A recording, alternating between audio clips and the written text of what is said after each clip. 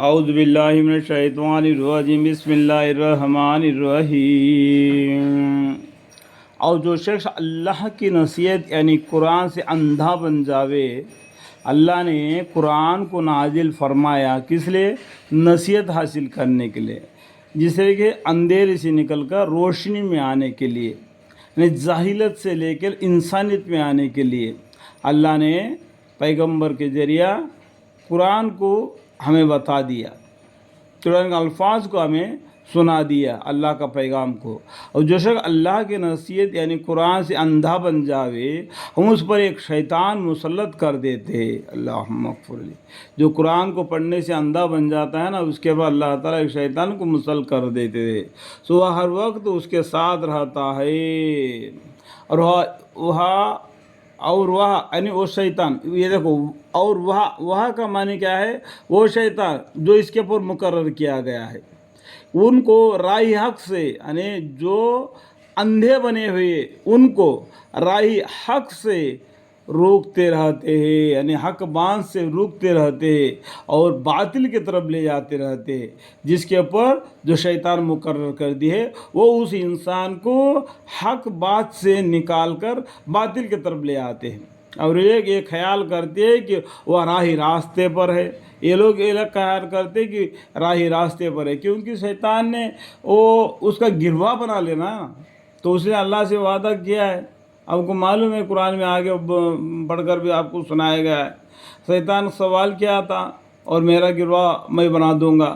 اس طریقے سے جب یہ لوگ شیطان کے بھوکا میں آ گئے، تو یہ لوگ اپنے دل میں یہ خیال کریں گے، اور یہ لوگ یہ خیال کرتے ہیں کہ وہ راہ راستے پر ہے، یہاں تک کہ جب ایسا شخص ہمارے پاس آئے گا تو اس شیطان سے کہے گا کہ کاش میرے اور تیرے درمیان میں دنیا میں مشرق اور مغرب کے برابر کا فیصلہ ہوتا۔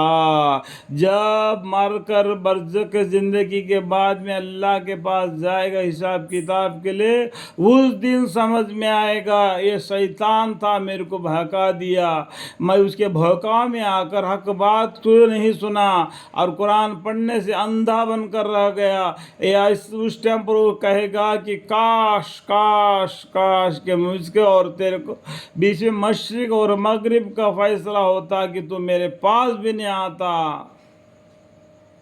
یہاں تک کہ جب وہ ایسا شخص ہمارے پاس آئے گا تو وہ شیطان سے کہے گا کہ کاش کاش میرے اور تیرے درمیان میں دنیا میں مشرق و مغرب کا برابر فیصلہ ہوتا کہ تو بڑا ساتھی تھا، تو برا ساتھی تھا، تو برائی کے راستے پر میرے کو لے کے مجھے برباد کر دیا، مجھے جہنم میں پہنچا دیا کر کے اس دن بولے گا۔ اور ان سے کہا جائے گا کہ جب تم دنیا میں کفر کر چکے تھے، تم کو دنیا میں بھیج دیا گیا تھا کہ دنیا میں سرو ساز سامان دے کے تم کو دنیا میں بھیج دیا گیا تھا تم کو آزمانے کے لیے، اور شیطان کو رکھ دیا تھا تم کو گمراہ کرنے کے لیے، اور شیطان سے بچ کر جو میرا راستے پر ہو لیا اس نے اہدنا الصراط المستقیم کا راہ پر ہو گیا، اور تو نے دنیا میں سرکشی کیا، شیطان کو اپنے دوست بن گیا، شیطان کو اپنا دوست بنا لیا۔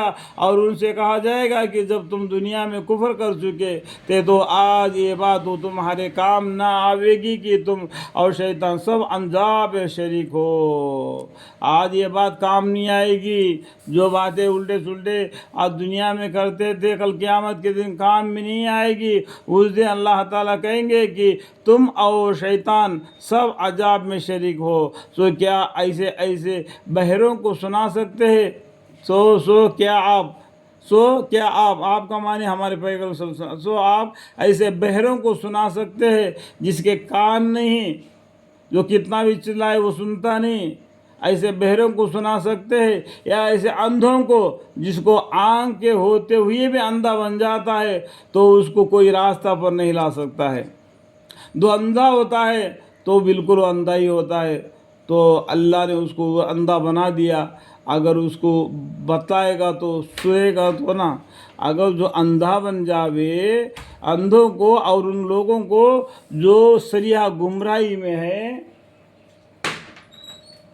سریح گمراہی میں ہے، راہ پر لا سکتے ہیں۔ اللہ تعالیٰ ہمارے پیغمبر صلی اللہ علیہ وسلم کو بولتے ہیں، آپ پیغمبر صلی اللہ علیہ وسلم یہ لوگ ایمان نہ لانے پر وہ لوگ افسوس کرتے تھے، कि फिक्र में रहते थे, ये लोग मेरे बात को नहीं सुन रहे, अभी क्या होगा, इनका क्या हाल होगा कल क़यामत के दिन। इस तरीके से उनके बारे में रंज और फिक्र में यहाँ तक थे, घुट घुट कर अपना जान दे यहाँ तक आ रहे थे। तो अल्लाह ताला ने उनको बता दिया, सो क्या आप ऐसे बहरों को सुना सकते हैं, ऐसे अंधों को और उन लोगों को जो ही सरिया गुमराही में है राह पर ला सकते हैं।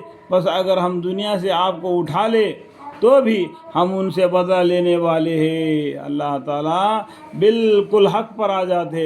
यहाँ पर क्या बोलते, आपस अगर हम दुनिया से आपको उठा ले तो भी हम उनसे बदला लेने वाले हैं। अल्लाहुम्मा मग़फ़िरी। या अगर उनसे जो हमने अज़ाब का वादा कर रखा है, यानी क़यामत का अज़ाब का वादा का मानी क्या है, क़यामत। क़यामत को भी इनडायरेक्टली में बहुत सी जगह पर अलग अलग नाम से बता दिया गया है। उर्दू में आगे पीछे को मानी को सुनने से मालूम पड़ जाए कि ये क़यामत का दिन है।